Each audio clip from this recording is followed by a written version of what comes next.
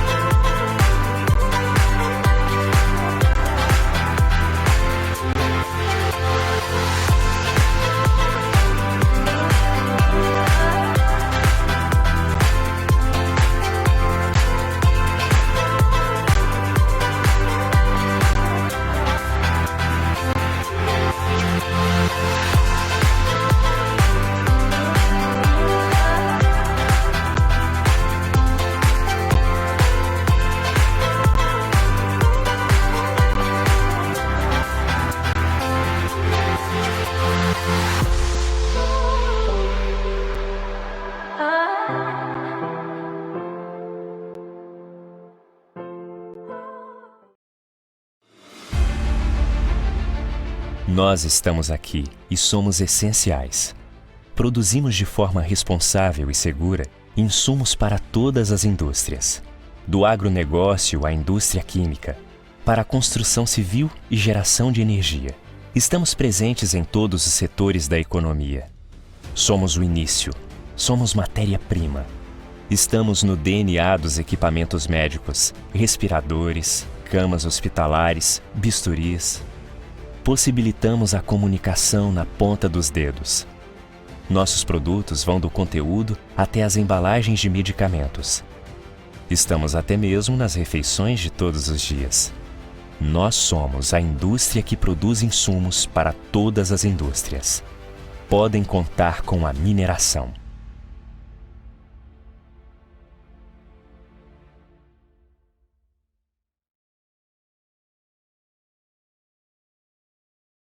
IBRAM, Instituto Brasileiro de Mineração. Tudo que é essencial não pode faltar nesse momento de pandemia. Pães, frutas, legumes, hortaliças e os inúmeros produtos da indústria alimentícia. O Brasil é o maior exportador de alimentos do mundo. Mas para que o país continue produzindo para a sua mesa, somos imprescindíveis.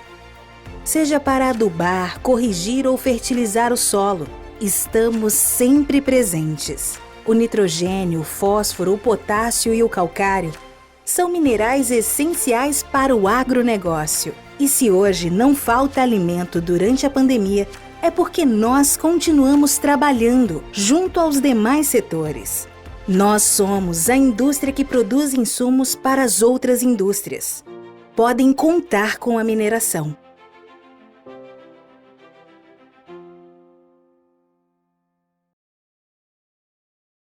IBRAM, Instituto Brasileiro de Mineração.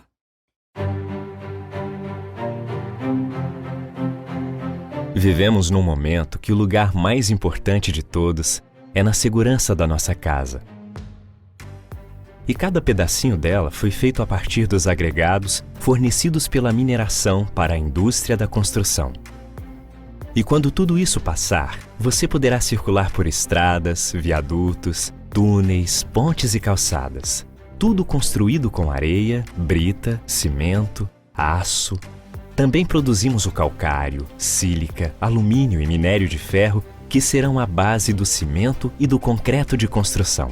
Juntos, esses bens minerais darão forma e composição para as estruturas das construções. Casas, prédios, hospitais, comércios. Não importa onde você esteja, uma parte de nós sempre estará com você. E se hoje não faltam materiais para a construção civil nem para a infraestrutura, é porque continuamos trabalhando. Nós somos a indústria que produz insumos para as outras indústrias. Podem contar com a mineração.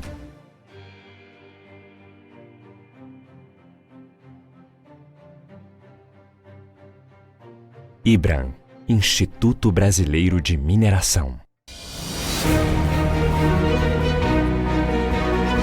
Um dos minerais mais valiosos da Terra, o ouro, é essencial para a nossa sociedade. Presente desde a antiguidade, deu origem às primeiras moedas e ainda é usado como segurança financeira pelos países. Sua utilização na arquitetura é uma das mais conhecidas, assim como na moda e no design. Porém, sua utilização é muito mais ampla. Bom condutor de eletricidade está nos chips e processadores de TVs, celulares, computadores e equipamentos médicos. Excelente refletor está nos satélites artificiais e como catalisador na indústria automotiva.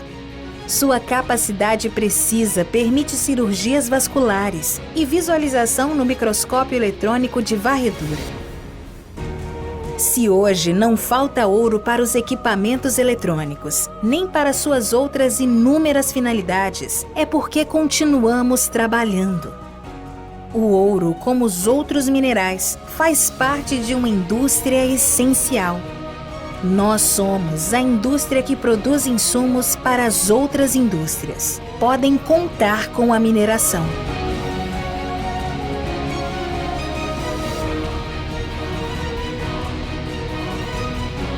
IBRAM, Instituto Brasileiro de Mineração.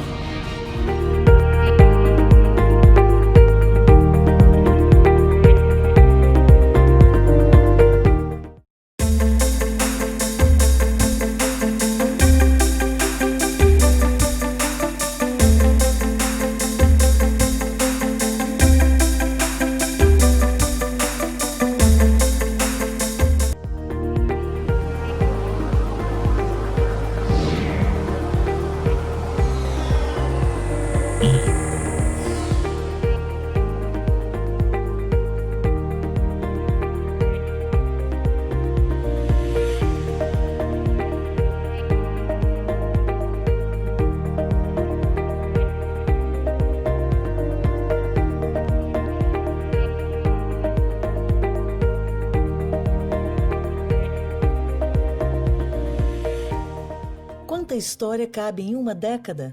E quanta história ainda pode ser escrita?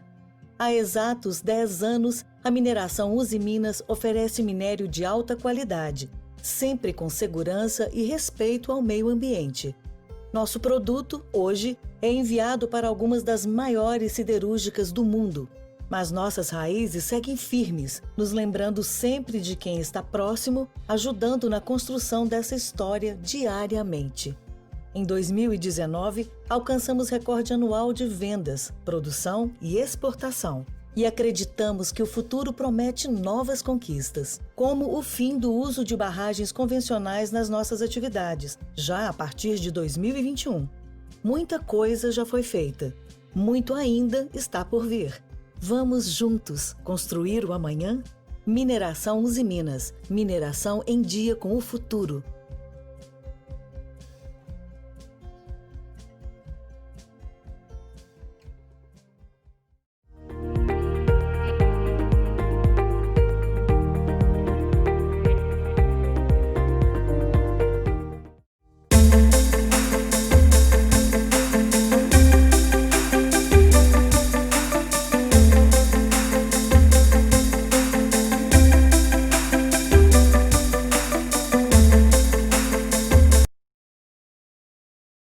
Bom dia, pessoal. Bem-vindos ao painel Medidas de Fomento aos Pequenos Negócios em Tempos de Pandemia, Crédito e Medidas Provisórias. Sou Diogo Reis, analista da Unidade de Indústria, Comércio e Serviço do Sebrae Minas, e serei o moderador deste painel. Agradeço aqui a presença do Alessandro Chaves, gerente da Unidade de Articulação para o Desenvolvimento Econômico do Sebrae Minas, e Ariane Vilhena, analista do Sebrae, advogado especialista em Direito Processual e Direito Tributário, em nosso debate. O E-Mineração é uma iniciativa inovadora do IBRAM e tem por propósito posicionar o setor mineral como impulsionador da retomada econômica do Brasil por meio de ações concretas. Nosso evento virtual conta com o patrocínio master da Mineração Usiminas e patrocínio ouro da AngloGold Ashanti, Kinross e Dassault. Este painel tem como objetivo atualizar o empreendedor sobre as questões mais recentes ligadas a crédito e legislação neste momento. Fique à vontade para interagir conosco no chat aí do painel. Ao final, passaremos as perguntas aos participantes e, neste primeiro momento, eu vou iniciar aqui com a Ariane, a nossa advogada.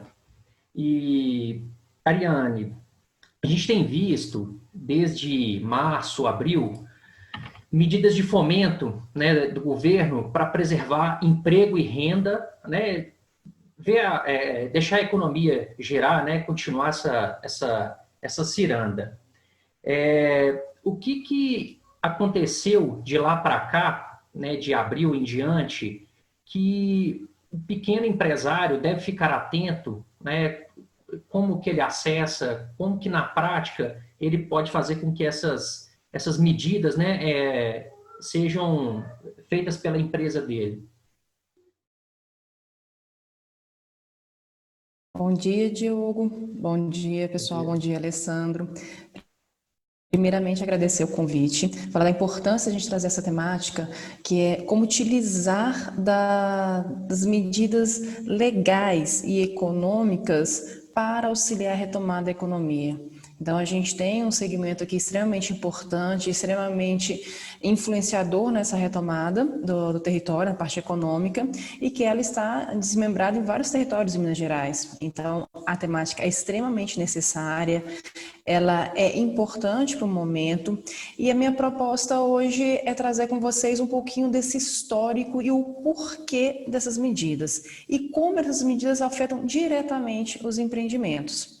Então, o meu desafio aqui é conseguir falar em 15 minutos, que foi a minha proposta, ou melhor, a proposta que me apresentaram, que se deixar eu fiquei falando o dia inteiro com vocês, mas é no sentido mesmo de trazer esses debates e vocês me perguntarem depois e a gente vai esclarecendo. Caso eu não saiba responder alguma coisa específica, me comprometo a dar o retorno para os organizadores com a resposta específica que vocês me demandaram e também colocar à disposição todos os meios de atendimento do Sebrae. Nós temos atendimento à distância ou por telefone, ou pelo WhatsApp, por e-mail, então colocar à disposição também as duas que eu não consegui responder. Diogo fala da questão de abril. Se a gente for pensar, desde março a gente já começa essa evolução do governo em como auxiliar as pequenas empresas no começo da crise. A gente não tinha uma percepção, a gente não tinha uma visão de quanto tempo ia durar a crise e quais seriam os impactos. O que se tentou no primeiro momento, a primeira questão, é como eu consigo tributariamente desafogar um pouco a questão do caixa das empresas que estão sendo afetadas diretamente e desafogando isso, eu penso no segundo momento trabalhista. Então, como que eu tenho para desafogar? É o diferimento, é deixar para pagar depois os tributos que vêm sendo, os tributos das competências de março, abril e maio. Ou seja, as que venceriam em abril, maio e junho. Por quê? Eu deixo 3 meses de pagar esses tributos, posso pagar com 6 meses após, sem juros e sem correção monetária. Primeira análise que eu faço aí. Você, empresário, precisa desse recurso? Você precisa, sua atividade foi diretamente impactada e o seu giro econômico diminuiu e você precisa desse recurso para dar um fôlego financeiro? Então, já é a primeira análise que a gente faz. Não, Ariane, eu não preciso desse fôlego porque a minha atividade não foi diretamente impactada. Mas eu posso utilizar disso para retomar um pouco a parte econômica que foi afetada há um tempo atrás. Então, o que eu penso nessa análise? É uma proposta que o governo te dá, independente se você foi diretamente ou não afetado pela questão da paralisação de algumas atividades, que você pode pagar com 6 meses depois esse tributo. Lógico que tem que fazer uma análise. Eu não estou perdoando esse tributo, eu estou deixando para pagar daqui a 6 meses. Ou seja, quando vencer, vai vencer os dois. Aquele que eu não paguei da competência de março e aquele da competência de outubro, por exemplo. Então, em outubro eu vou ter que pagar dois impostos. O de março, sem juros, sem multa, sem nada, mas tem o capital. Então, já é uma análise. Eu posso não pagar agora, mas lembrando que eu tenho que pagar no futuro. Eu tinha parcelamentos, eu tinha já um parcelamento de tributos com o governo e esse parcelamento também foi adiado o pagamento. Sabendo que as atividades econômicas, grande parte delas foram diretamente afetadas pelas paralisações dos municípios, de acordo com as regras dos municípios, como que eu posso pagar o parcelamento se eu não estou tendo entrada nem para fazer o funcionamento regular da empresa? Então, pensando na saúde da empresa, na questão da prosperidade da empresa, na questão da sustentabilidade da empresa, eu tiro o mais naquele momento que eu posso adiar para pagar depois. Essa foi a lógica do governo. Então, eu tive os parcelamentos pagos posteriormente e tive o tributo principal pago posteriormente, ambos sem juros e correção. Essa foi a primeira tentativa do governo de falar, deixa eu dar um fôlego para as empresas. Muitas vezes, na área de vocês, a mineração, eu tive um primeiro impacto, mas depois eu não tive um impacto direto. Só que há um tempo atrás, há uns 1 a 2 anos atrás, principalmente, já começou a ter algum tipo de reflexo na área da mineração. Então, pode ser que alguns empreendimentos estão ainda em fase de reestruturação, não pelo momento atual, mas uma soma de todos os últimos períodos conturbados que a economia passou. Então, eu posso utilizar dessa medida governamental para me reestruturar economicamente. É uma questão. Outra questão que eu penso também, a atividade de vocês, elas prestam serviço única e exclusivamente para a área da mineração? Se ela presta única e exclusivamente serviço para a mineração e essa, pelos estudos, não estão diretamente impactadas, não foram diretamente impactadas, é uma análise. Se ela também presta serviço, vamos supor, da alimentação, alimentação para a área de mineração e alimentação para a população em geral. A população em geral, ela foi diretamente um dos setores mais impactados. Então, o meu cliente hoje mais seguro economicamente é a mineradora. Então, eu tenho que ver qual que é a minha condição econômica e o que eu posso utilizar dela. Quando eu falo, eu tenho, nesse exemplo que eu trouxe para vocês, 2 modelos, eu já estou pensando um pouquinho na medida trabalhista, nas medidas provisórias, que uma foi convertida em lei, a outra não, a primeira, 927, ela não foi convertida em lei, ainda está no Senado para ser votada, e tudo indica não vai ser votada, vai caducar a medida provisória. Quando eu penso nesse cenário trabalhista, o que eu tenho? Dois momentos distintos que o governo lançou algumas propostas emergenciais mesmo. A primeira no sentido de vamos ter teletrabalho, vamos poder antecipar as férias, antecipar questão de férias coletivas, vamos deixar de pagar, recolher o fundo de garantia naquele momento.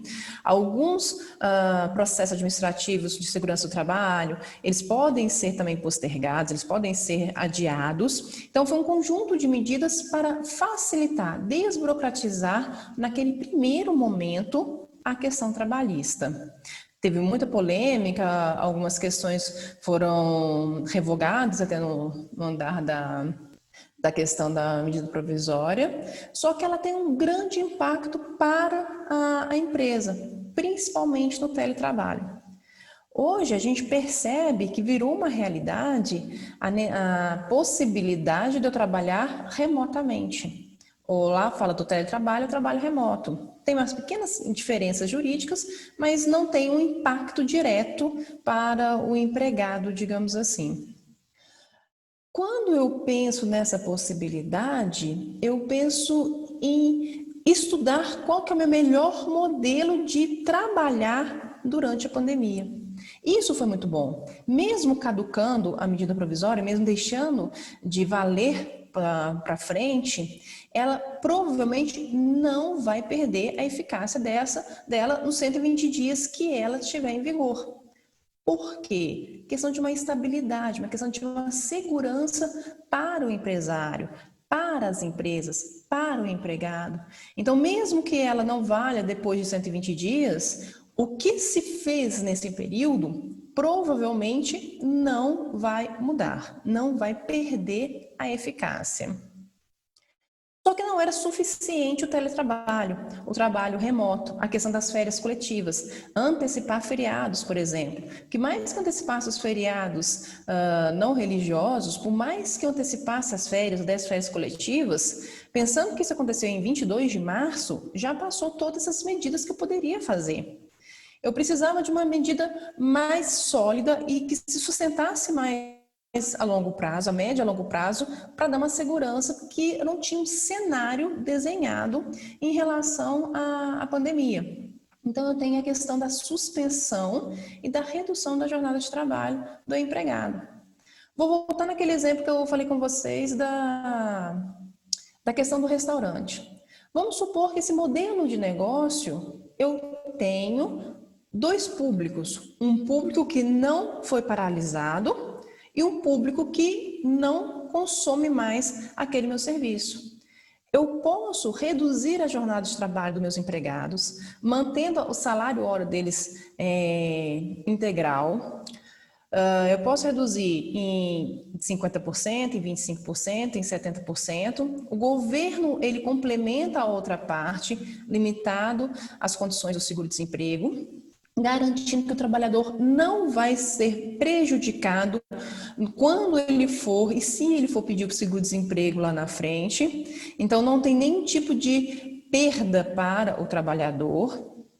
E eu também obrigo que a empresa, ela garanta os postos de trabalho. Por quê? Se o governo está financiando esse empregado na complementação ou 50%, ou em 30%, ou em 75%, eu tenho a questão que o governo quer que mantenha a empregabilidade, os postos de trabalho.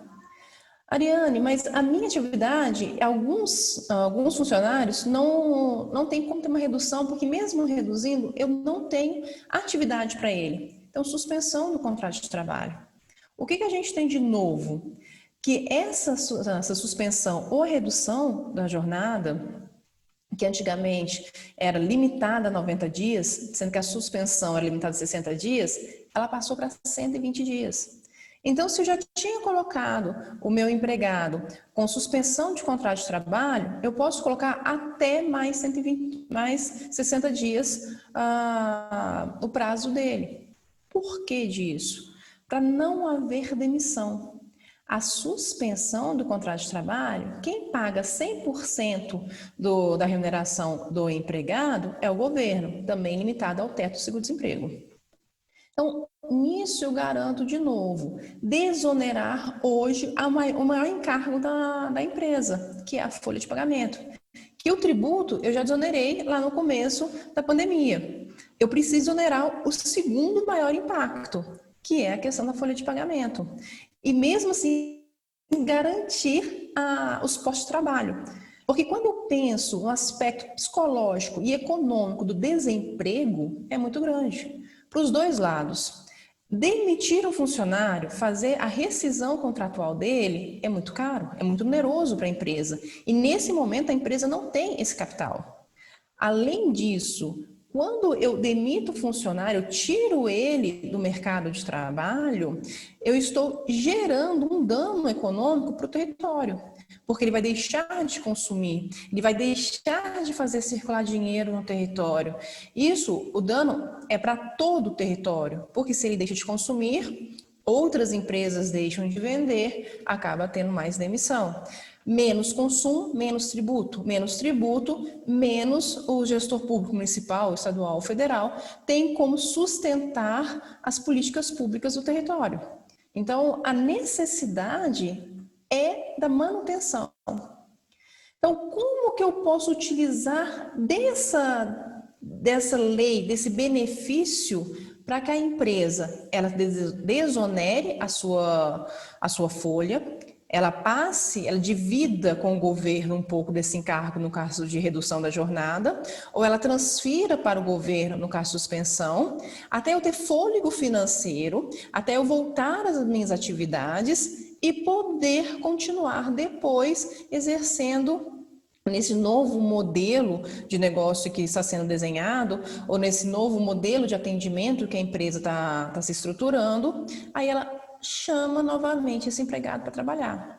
Tem aspectos processuais, tem aspectos de tempo que eu preciso para notificação, são aspectos mais legais. Me coloco à disposição para tirar essas dúvidas, só que meu tempo eu não consigo entrar muito nos aspectos mais técnicos, senão a gente vai aqui quase 2 horas conversando. E a gente tem uma proposta de fazer um debate aqui com o Alessandro também. E a gente precisa estruturar qual que é o nosso melhor modelo para isso. Quem é a pessoa mais adequada para te auxiliar? O Sebrae está à disposição para te orientar, para te mostrar quais são os aspectos legais, mas o seu contador também, ele vai operacionalizar isso. Quem vai comunicar ao governo qual foi a sua decisão, se é suspensão ou redução, qual que foi a porcentagem, os acordos, subir isso tudo para o sistema, é o seu contador. Então, procure o Sebrae para te auxiliar nessa análise, junto com o seu contador também, para além da análise, a operacionalização desse benefício. Utilize o benefício que você tem pensando na manutenção dos postos de trabalho e também na saúde financeira da sua empresa nesse momento. Para quando a gente começar a voltar a reagir na economia, e as pesquisas hoje mostram que já está começando essa reação, já começando a regularização de algumas atividades, a gente consiga retomar com esses empregados para os próprios postos de trabalho e voltar à economia. Então, acho que a ideia da minha conversa com vocês era mais ou menos nisso. Me coloco à disposição. Acho que o Alessandro agora traz um pouco dessa questão também do crédito, que aí ele vai falar onde que uma coisa complementa a outra nessa medida. Obrigada, Diogo. Passo a palavra para você. Obrigado, Eliane. É interessante você falar, né, que a ligação do emprego e renda com essa ciranda da economia. E eu acho que assim foi feita uma engenharia para que cada um abra mão um pouco, né? Os empregados abriram mão de uma parte do salário, né? Houve essa redução, houve esse impacto. Os empresários, né, tiveram que se comprometer em manter essa mão de obra, então também deram a sua parcela de contribuição. E o governo também, né, devolveu um pouco, né, para a sociedade o recurso do seguro-desemprego e tudo mais. Então, acho que foi bem nessa lógica, né, de cada um entregar um pouco, né, devolver um pouco para a sociedade, e a gente espera, né, que funcione, né, que a gente passe por isso logo. E é interessante, né, nessa análise que você fez, faz muito mais sentido fomentar emprego e renda, né, do que dar desconto em tributo, até porque o tributo ele é proporcional à venda, né? Se eu tenho uma venda menor, eu vou acabar tendo um tributo menor. Então, realmente, o fomento nessa questão do custo fixo, de salário, manter emprego, realmente faz bem mais sentido nesse momento. Bom, pessoal, eu vou passar agora a palavra para o Alessandro, o nosso guru do crédito. E eu combinei com ele que as perguntas que vocês fizerem, eu só vou passar as perguntas difíceis. É um combinado que a gente tem aqui. E eu queria começar, Alessandro, gostaria que você explicasse a relação do Sebrae com as instituições financeiras. Ainda existe, né, a gente que está na casa ainda nota, uma certa confusão das pessoas achando que o Sebrae empresta dinheiro, né, que o Sebrae tem como fazer esse empréstimo e tudo mais. E a gente sabe que não é verdade, porém, a gente também tem uma relação, né, com a parte financeira das empresas, inclusive, né, com a parte de educação e tudo mais. Queria que você explicasse essa relação do Sebrae com as instituições financeiras e com o crédito de uma forma geral. Bom dia a todos, bom dia Diogo, Ariane, obrigado pelo convite. A ligação do Sebrae com o sistema financeiro e com o crédito é uma ligação histórica, ou seja, as empresas no mundo de hoje cada vez mais precisam estar integradas no sistema financeiro. Então a gente olha para o sistema financeiro como um fornecedor qualificado das empresas. O Sebrae tem no seu conselho participação de bancos, então a gente tem já uma parceria histórica com o sistema financeiro, e a temática do crédito é uma temática muito importante para nós, porque ela é uma temática que diz respeito direto como é que a empresa funciona no mercado. Então, a gente tem uma série de parcerias com as instituições financeiras, e todo o nosso trabalho de orientação para as empresas do ponto de vista de gestão, de posicionamento, de acesso à tecnologia, de acesso à inovação, ela também passa por uma orientação de como que as empresas precisam se relacionar com o sistema financeiro e quais são as mudanças. Esse aqui é um pouco também do objetivo aqui da nossa apresentação.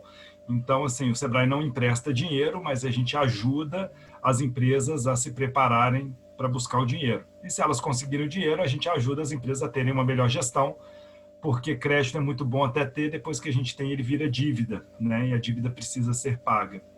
Eu peguei vou fazer uma apresentação breve aqui, né? O meu cronômetro já está rodando, e eu estou usando nessa apresentação duas fontes de informação.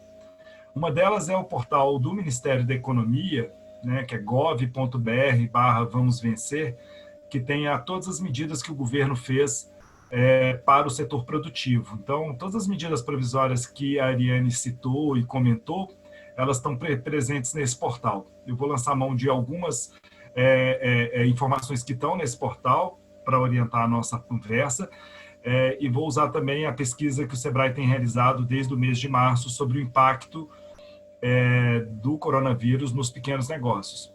Obviamente, fazendo um corte aqui para as empresas que estão conectadas na cadeia produtiva da mineração, né? Porque tem uma característica: a mineração foi um setor que foi impactado, igual todos, mas foi um setor que não parou, né?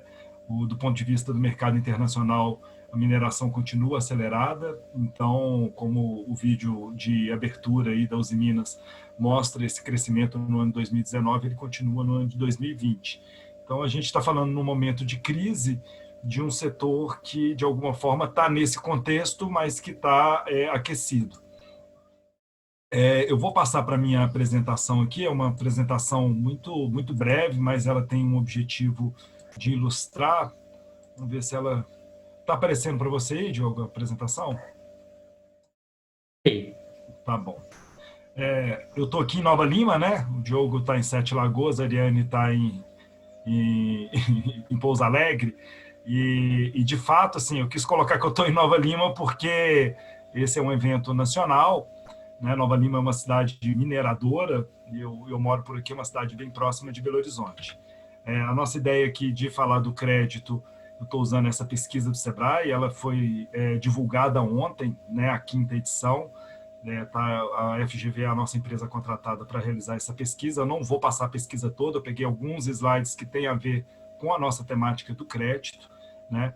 E esse aqui é o portal do governo, né? Então, vocês entrando lá no Ministério da Economia, vocês vão achar essa informação. Eu normalmente digito Vamos Vencer e já cai por aqui mesmo. Então, cada uma dessas abas que estão aqui, elas têm aqui as medidas. Então, fôlego no fluxo de caixa, né? Flexibilização da legislação trabalhista, crédito, isso por porte de empresa e por setor econômico. Então, indústria, comércio, serviço e porte de empresa. Eu vou lançar mão de algumas delas aqui, né? Mas eu já inicio de cara com a pergunta que a gente faz para o empresário. Nesse momento de crise, o que poderia ajudar, né? E aí a questão dos juros, ela é muito importante. 61% das empresas falam que empréstimos sem juros, né?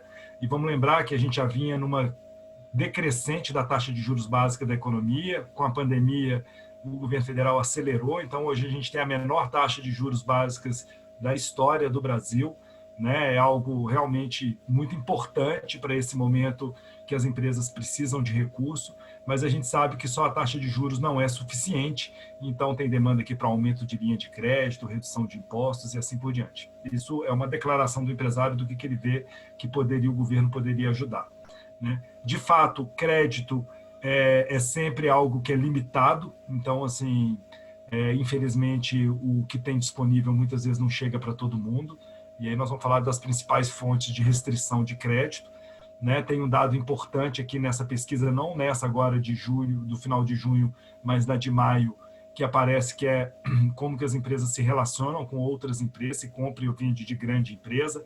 Então, estar conectado numa cadeia produtiva é algo que, do ponto de vista do crédito, ajuda, facilita, principalmente se é uma cadeia produtiva que está operando, né? Se é uma cadeia produtiva que está em decadência, pode ser um problema. Então, isso já vai de largada para vocês. Então, a nossa orientação básica em relação a crédito: procure o banco que você tem relacionamento, né? Quando eu falo com uma empresa que está numa cadeia produtiva, né, procure o banco que você tem relacionamento, mas também procure o banco da grande empresa, porque o banco da grande empresa ele vai ter muito mais apetite, né, para poder emprestar recursos para aquelas empresas que fornecem para a grande empresa, porque ele olha o risco da grande empresa se ela está pagando em dia. Então, procurar o banco da grande empresa pode ser uma alternativa interessante para além do banco próprio que vocês são associados, vocês são clientes, né? Uma informação importante que a gente está monitorando desde o início, né, é o endividamento das empresas. Ou seja, a gente sabe que endividamento diz respeito também, né, a crédito, ou seja, aumentou o número de empresas que têm dívidas em aberto ou em atraso, né? Uma empresa negativada, a gente vai ver aqui para frente, pode ser uma restrição. Então, uma das primeiras medidas lá, desde o início assim, do programa, foi a possibilidade dos bancos poderem renegociar as operações de crédito, né? A gente está falando aqui de mais de 12 mil contratos, 80 bilhões de reais negociados nesse período, mas a gente ainda atende muitas empresas que ainda não renegociaram dívidas anterior à pandemia, né? Isso aqui está naquela parte lá do que o governo fez e a gente não vê, né? Mas liberar os bancos de fazer a renegociação e manter a classificação de risco igual. Então, as empresas que não conseguiram ainda fazer essa renegociação daquelas dívidas anteriores àquele período, é fundamental que elas o façam, né? Uma coisa importante que foi feita também foi zerou o IOF, né, no dia 1º de abril. Então, 90 dias, venceu agora em junho. Foi feito um novo decreto e o IOF está zerado até o dia 2 de outubro. IOF é um imposto que tem um impacto direto nas operações de crédito. Então, a redução do IOF também reduz o custo do dinheiro. Então, reduz IOF, reduz Selic. Isso tudo contribui para a redução do custo do dinheiro. O que não significa que o dinheiro ofertado para as empresas é o mais barato. Então, é fundamental que o empresário olhe a taxa, mas ele olhe também as condições, carência, prazo, porque esse é um momento onde os bancos tiveram que criar linhas de crédito com carência, porque muitas empresas estão com as suas atividades comprometidas. Então, não adianta pegar um dinheiro hoje e ter que começar a pagá-lo no mês seguinte se, né, o fluxo financeiro da empresa está comprometido. Aqui um pouco, se a empresa buscou crédito, pessoal, então aqui, né, o que a gente percebe, né, o número de empresas que busca crédito desde março, ele vem aumentando, né, obviamente, no início as empresas que não pegaram crédito ou não pegaram porque não podiam ou porque não viam necessidade de buscar o recurso, esse número aumenta, né, de uma forma sustentável aqui, né, o que faz com que aquelas empresas que não buscou também decaia, e aí a gente também pergunta para as empresas que não buscaram crédito qual foi o motivo delas não buscarem crédito. Né? Quando a gente pergunta para aquelas empresas que não tiveram acesso a crédito, né, quais foram os motivos que ela não conseguiu, pessoal, essa é uma pergunta feita para as empresas, porque quando a gente pergunta para os bancos tem uma pequena diferença. Né? Elas consideram aqui que a principal razão foi a questão de estar negativado o CPF e o CNPJ da empresa. Né? Então, essa aqui na quarta edição era 30%, aqui manteve aqui mais ou menos 30%, em que pese que o número absoluto de empresas aumentou, como a gente viu aquele crescimento ali. Então, a negativação é um dos principais motivos, é fundamental que as empresas, aquela questão de adiar os empréstimos e de muito do que a Ariane falou sobre a questão de manter a regularidade fiscal, isso ajuda para a empresa conseguir ter um bom cadastro no banco ou manter o seu cadastro bem atualizado. Né? A gente percebe aqui que a questão da garantia, ela aparece em torno de 10% das empresas falam, olha, eu não peguei crédito porque eu não tenho garantia.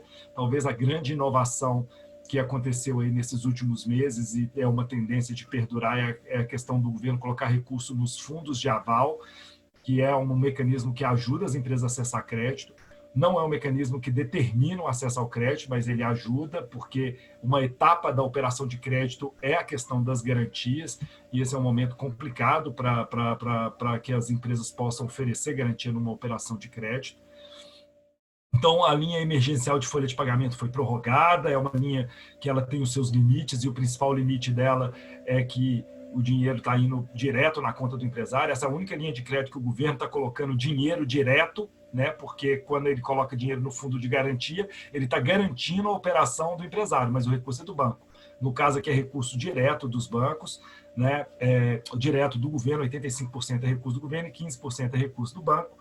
É uma linha que tem a menor taxa, né? Então a taxa dela é uma taxa realmente muito boa, mas ela tem uma questão, é até 2 salários por empregado da empresa, então o limite ele é pequeno por empresa, então muitas empresas optaram por não buscar essa linha. Né? Também tem um complicador, que a empresa precisa ter a folha de pagamento no banco, né? Que ela vai fazer a operação, porque o crédito é feito direto na conta do empregado. Né? E algumas dispensas, essa medida provisória está lá no detalhe, mas algumas dispensas de exigências de documentação que os bancos tinham que fazer. Então, a medida provisória dispensa os bancos de cobrarem, mas os bancos podem eventualmente cobrar uma certidão ou outra. Mas aqui está liberando os bancos públicos de cobrarem essas certidões, o que também facilita o acesso a crédito por parte das empresas. O Sebrae tem aí um conjunto uma coletânea de linhas de crédito, mas isso é sempre atualizado. Mas eu queria falar para as empresas que estão em Minas Gerais, né? Eu sei que o evento é nacional, então hoje a gente tem uma parceria nacional com a Caixa para a questão do fundo de aval. O Sebrae tem um fundo de aval e ele tem convênios com bancos. No nosso caso aqui de Minas Gerais, o BDMG opera desde 2012. A gente garante hoje mais de 50% da carteira do BDMG.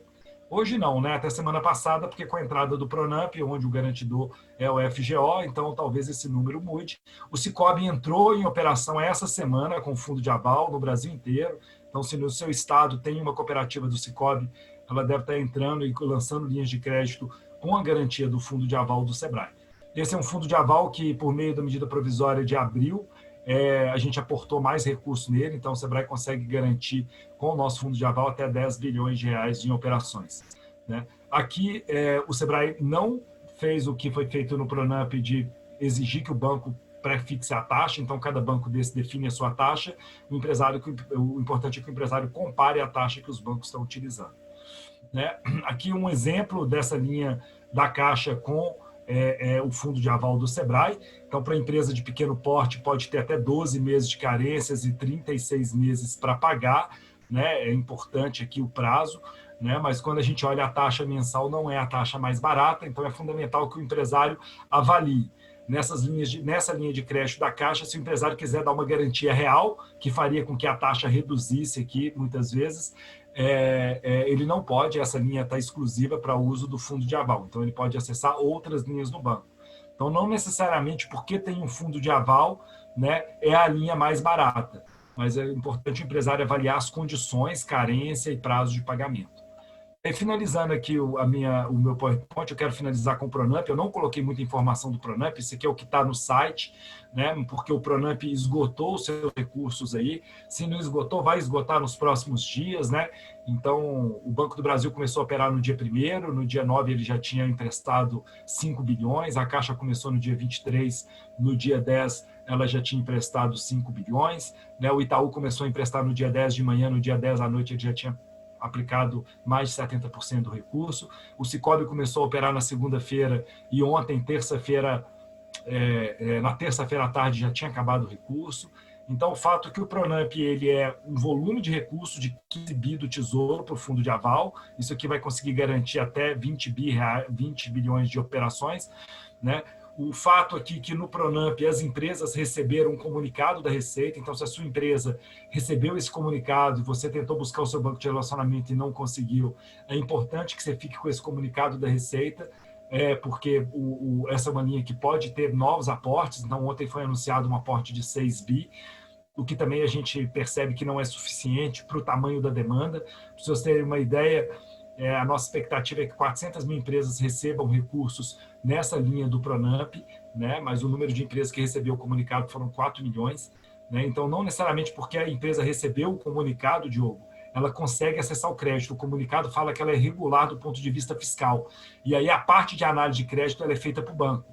Então, uma mesma empresa, em cada instituição financeira, ela pode ter um limite de crédito diferente e ela pode ter algum outro tipo de restritivo. Então, é fundamental que os empresários fiquem atentos. Aqueles empresários que não receberam o comunicado, porque esse comunicado ele é feito direto via sistema eletrônico da Receita, eles podem procurar o seu contador e ver se o comunicado está na caixa de informação eletrônica da Receita Federal. E aqueles que têm algum tipo de problema com a Receita podem regularizar sua situação com a Receita por meio do seu contador, feito de forma remota, e aí, eventualmente, também conseguir esse comunicado. Eu paro aqui, né, a minha apresentação para a gente poder ir para o debate. O Pronamp, então, foi o grande programa aí das últimas 2 semanas. A gente tem uma expectativa que ele seja um programa que continue, né, que ele seja permanente. E tem um programa que ainda não iniciou, que é a linha emergencial, que é voltado mais para pequenas e médias empresas, com recurso do BNDES e com a garantia do Fundo Garantidor do FGI, que os bancos devem iniciar a operação aí nas próximas semanas. A gente entende que o Pronamp deu uma travada no sistema financeiro, foi muita gente demandando e os bancos tinham que operar rápido, e de fato aconteceu rápido. Mas então, para as pequenas empresas e médias empresas, né, tem a linha emergencial do BNDES que deve iniciar a operação em breve. Né? Conversei hoje de manhã com o pessoal do Bradesco, o Bradesco está preparando a comunicação, o BDMG começa a operar na próxima semana, né? O Banco do Brasil e a Caixa também brevemente devem abrir. Então, é ficar de olho nas linhas, porque cada linha tem uma característica. O Pronamp, uma das poucas exigências que ele tem é que a empresa mantenha um número de trabalhadores, o quantitativo, durante até 60 dias depois que ele recebeu o financiamento. Então, como as empresas estão recebendo o financiamento agora, o que elas têm que fazer é manter o quantitativo do dia 19/5. Né? Então, no dia 19/5 eu tinha 100 empregados. Eu tenho que manter o número de 100 empregados até 2 meses depois que eu receber o financiamento. Caso a empresa não consiga manter isso, o banco terá que executar a operação. É isso, Diogo. Não sei se tem alguma pergunta, se você quer fazer algum comentário sobre a apresentação, estou à disposição aqui para o debate com você e com a Ariane. Bom, obrigado, Alessandro. Eu vou começar aí pelo Pronamp. Eu tenho 2 perguntas. Primeiro, pelo Pronamp, o recurso ele pode ser utilizado para capital de giro, é só para folha de pagamento, posso comprar máquina? Existe algum direcionamento para esse recurso ou ele é livre? E se, na sua opinião, o Pronamp ele tem funcionado? Qual que é a sua avaliação desse 1 mês, né, que ele está rodando aí? Como é que os bancos têm lidado com isso? Você acabou falando, né, que isso foi feito de uma forma muito rápida, né? A gente entende que o banco também tem uma série de processos para cumprir, né? A gente está falando de instituição financeira que lida também com compliance e tudo mais. Mas qual que é a sua avaliação do Pronamp? Olha, Diogo, na verdade é um rápido devagar, porque no dia 16 a 60 dias atrás saiu a medida provisória, né? 30 dias depois, então já no dia 10 de junho, a Receita Federal manda o comunicado. Os bancos começam a operar com o Pronamp, a Caixa começou no dia 23, mas os bancos começam a operar a partir do dia 1º. Então nós estamos falando de 15 dias de programa, onde quase 20 bilhões de reais foram colocados na mão das empresas. Né? Então, assim, foi rápido a colocação do recurso, mas entre a medida provisória e até chegar o normativo do banco, demorou um pouco. A minha avaliação do Pronamp, que ele é um programa, se por um lado ele é sucesso, porque colocou o recurso, ele é um programa que frustrou muitas empresas. Por quê? Porque, na verdade, ele não conseguiu atender todas as demandas das empresas. Né? 90% das empresas não vão conseguir ter acesso ao Pronamp, aquelas que receberam o comunicado. Então, assim, eu entendo que o que o sistema financeiro fez foi privilegiar aquelas empresas que já tinham cadastro atualizado e tinham um bom relacionamento. Por isso que o recurso saiu rápido. O Itaú, em 6 horas, colocou 1 bilhão que ele tinha ali disponível para aquele momento. Então, assim, foi muito rápido a colocação do recurso, mas eles fizeram a análise prévia das empresas que já tinham capacidade de pagamento.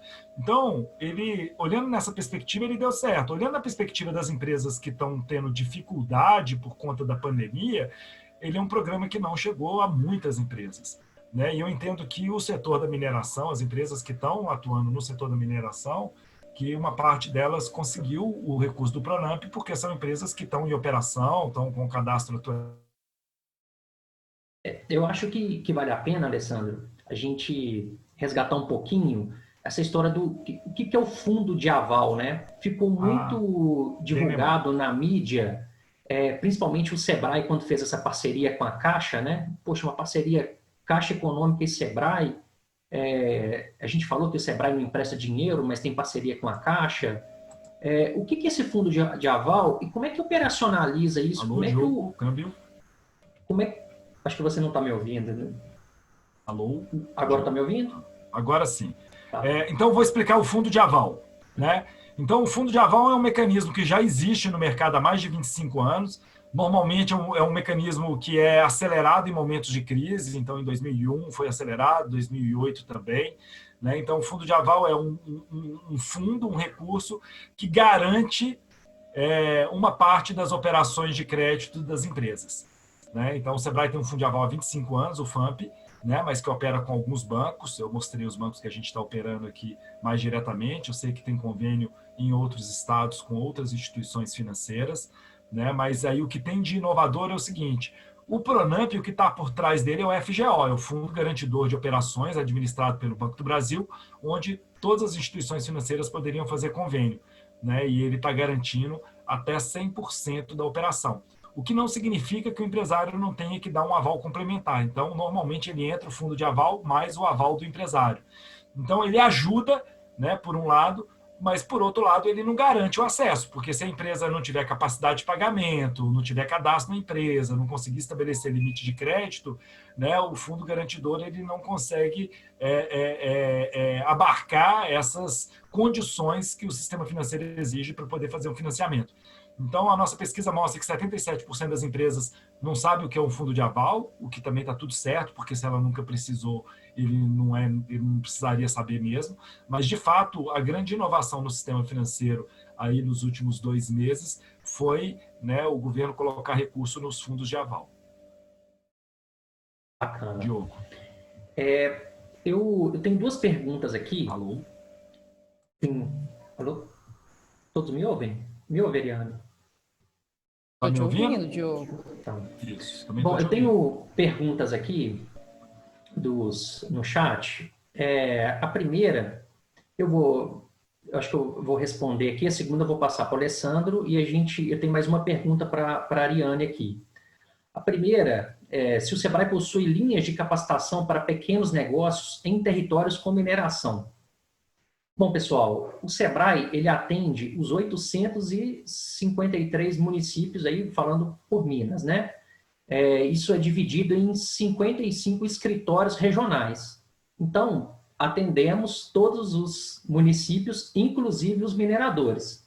Existe parceria, né, do Sebrae com as mineradoras, principalmente em capacitação de de fornecedores. Provavelmente alguém que está nos assistindo aqui já participou de algum projeto de encadeamento produtivo, né, seja com a Kinross, já fizemos com a Vale, enfim, né, o Sebrae tem esse histórico aí com a mineração. Então, né, respondendo, sim, né, todos os territórios, pelo 0800 você consegue saber, independente do seu município, qual o escritório que atende, tenho certeza que vai ser um escritório perto. A segunda pergunta aqui, eu acho que eu vou direcionar para você, Alessandro. Como é que as empresas podem ter acesso a esse suporte mais diretamente do Sebrae para chegar ao crédito? Se existe um canal específico para empresas de mineração? Na verdade, não, o nosso atendimento, ele é para todas as empresas, né? Claro que cada empresa tem a sua particularidade. Então, a orientação financeira que o Sebrae dá, ela também passa por essa questão do crédito, porque a gente avalia a capacidade de pagamento e a gente orienta as empresas que elas tenham aí um bom relacionamento com os bancos. Né? As empresas de micro e pequenas empresas, né? Então o contador ele é uma pessoa importante, então muitas vezes na questão do crédito, uma das coisas que atrasa é cadastro desatualizado.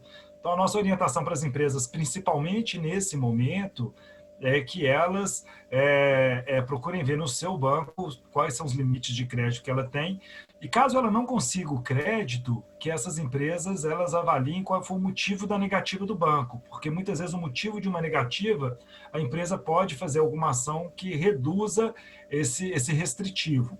Do ponto de vista do atendimento, todo o atendimento do Sebrae, voltado para a gestão financeira, né, ele ajuda o empresário a avaliar o quanto que ele precisa e como que ele vai pagar. A gente tem uma preocupação de que as empresas que pegam crédito, que elas coloquem esse recurso na empresa e que esse recurso realmente ela consiga pagá-lo depois, porque uma empresa que está inadimplente, ela vai ter problemas depois com seus fornecedores e no próprio sistema financeiro também. Então, não tem um atendimento exclusivo para as empresas da mineração, mas como o Diogo colocou, toda a nossa estrutura de atendimento está à disposição de vocês. Como a Ariane falou no início da fala dela, a gente tem feito atendimentos pela internet, com consultores via plataforma de consultoria. Então, eu penso que uma consultoria de 1 hora pode ajudar o empresário, junto com um dos nossos consultores financeiros, a avaliar quais são as opções que ele tem de crédito. Não necessariamente o crédito está no banco, o crédito pode estar no estoque, o crédito pode estar no seu fornecedor, pode estar no seu cliente, né? Uma antecipação de uma duplicata é uma operação de crédito. Então, você tem outras formas de acessar o crédito para além daquela linha de crédito que tem no banco. Então, assim, a nossa orientação pode ajudá-lo, sim, né, nesse trabalho de se estabelecer um relacionamento e um limite de crédito com o banco. Bacana. Pessoal, caminhando para o final aqui, eu tenho uma pergunta para a Ariane. Existia antes uma carência para quando o empresário demitia o funcionário sem justa causa, né? Então, havia uma demissão, existia ali uma carência para recontratar. E parece que isso mudou, né, Ariane? O que você me conta disso? Diogo, é uma mudança recente. Foi uma mudança agora, foi publicado no dia 14, retroage a medida em 20 de março. E o que isso traz de bom? Se eu for recontratar nas mesmas condições do contrato anterior, eu não preciso respeitar, não é considerado fraude, eu contratar com menos de 90 dias. Se eu quiser contratar com condições diferentes, por exemplo, um salário menor, eu preciso de uma negociação coletiva também. Então, tira esse caráter de fraude, não contratar durante a pandemia, recontratar durante a pandemia um ex-empregado. E se eu precisar reformular as condições de trabalho, se elas forem menos vantajosas para o empregado, aí eu preciso de uma negociação coletiva. O que eu vejo de positivo nessa alteração? A gente teve, sim, vários segmentos da economia que mesmo com todas as medidas emergenciais, principalmente na área trabalhista, não foram suficientes para a manutenção de alguns postos de trabalho. Então, a gente tem no cenário, em todas as estatísticas, o aumento das demissões. Só que regularizando a retomada das atividades, voltando ou mudando-se o modelo de atendimento, o modelo de negócio daquela empresa, ela pode recontratar aquela pessoa que ela já tinha uma confiança, já tinha um relacionamento, já tinha treinado esse empregado. Então, o custo de uma capacitação, até você ensinar aquele novo empregado, você pode hoje recontratar seu antigo empregado. Então, isso eu acho que é uma novidade muito positiva para aquelas empresas que não conseguiram evitar as demissões. Assim que elas puderem recontratar, elas podem recontratar o mesmo funcionário. Excelente. Bom, pessoal, eu vou deixar um minutinho se o Alessandro ou a Ariane quiser dar uma palavrinha final. Um minutinho para cada um. Alessandro? Vamos lá. Na verdade, Diogo, assim, as medidas relativas a crédito, elas têm saído quase toda semana, alguma inovação, então é fundamental que os empresários acompanhem, mesmo aquelas empresas que não estão precisando de crédito nesse momento, que elas avaliem as opções que tem no mercado, porque o dia que ela precisar, ela já vai estar já preparada, já com o limite de crédito já estabelecido. Aquelas empresas que tentaram e não conseguiram, também que elas avaliem o motivo de não conseguir, né, e ver que as instituições financeiras estão concorrendo aí no mercado. Então, assim, o que eu não conseguia 2 meses atrás pode ser que agora eu consiga, né? Então, assim, que as empresas comparem. A gente tem um exemplo, eu tenho um exemplo de uma empresária que atende o setor da mineração e ela tentou logo no início da pandemia e aí o banco dela de relacionamento tinha bloqueado o CNAE porque achava que era alto risco e tal, né? E 1 mês e pouco depois abriu o limite de crédito, agora ela conseguiu acessar o recurso do Pronamp, né? Foi uma das empresas que eu acompanhei que conseguiram. Na verdade, eu acompanhei muito mais empresas que não conseguiram, mas o importante do empresário nesse momento é que ele avalie as condições e acompanhe as informações. Do ponto de vista da orientação do Sebrae, a gente tem procurado manter as nossas equipes atualizadas sobre as mudanças que estão sendo feitas no mercado. E é fundamental, o melhor banco para a empresa é o banco que consegue atender a necessidade dele. E aí, nesse momento, gente, não tem fidelidade. Se o banco que eu tenho relacionamento não está conseguindo atender a minha necessidade, procure a concorrência, né? É fundamental a gente estimular que o empresário enxergue o sistema financeiro como fornecedor qualificado. Então, boa sorte e contem com a gente. Era isso, Diogo. Obrigado. Valeu. Ariane? Diogo, eu acho que uma análise que a gente tem que fazer nesse momento, que muitas vezes a percepção do empresário, que ele tem a necessidade de algum serviço ou produto, pode ser que não seja a solução mais adequada para ele. Então, uma análise de todo o conjunto, de todo o contexto, pode auxiliá-lo. Por exemplo, eu não consegui crédito, mas eu consigo tirar um pouco da minha carga da folha de pagamento nesse primeiro momento, não vai gerar um prejuízo para o meu empregado também, então eu posso utilizar desse modelo para me capitalizar, por exemplo. Então, colocar o Sebrae à disposição, os consultores do Sebrae à disposição, para auxiliar o empresário a fazer uma análise de todo o contexto da empresa, de todo o cenário daquele território, de todo o cenário daquele segmento dele e dos potenciais clientes dele, para revelar, inclusive, o modelo de negócio dele. Então, como que a gente, utilizando de todas as medidas, seja trabalhistas, seja tributárias, seja relacionadas a crédito, a gente consegue readaptar aquela empresa a essa necessidade momentânea. Cada empresa tem a sua realidade, cada segmento tem a sua realidade. Então, não tem uma fórmula matemática, não tem uma receita de bolo. É consultoria, é analisar dentro da empresa mesmo para ver o que a gente pode auxiliar. E colocar o Sebrae à disposição para todos os meios que a gente tem disponíveis de atendimento remoto para conseguir auxiliar os empresários. Agradeço mais uma vez o convite e muito obrigada. Bem, pessoal, estamos chegando ao fim do nosso painel. Agradecemos a presença dos painelistas e audiência nesse nosso evento virtual. Lembrando que essa palestra vai estar disponível no final do evento no canal do YouTube do IBRAM e continue acompanhando as atividades e conteúdos pelo site. São mais de 35 painéis de assuntos voltados ao setor mineral E participe, compartilhe, todo o conteúdo é gratuito e um bom dia a todos.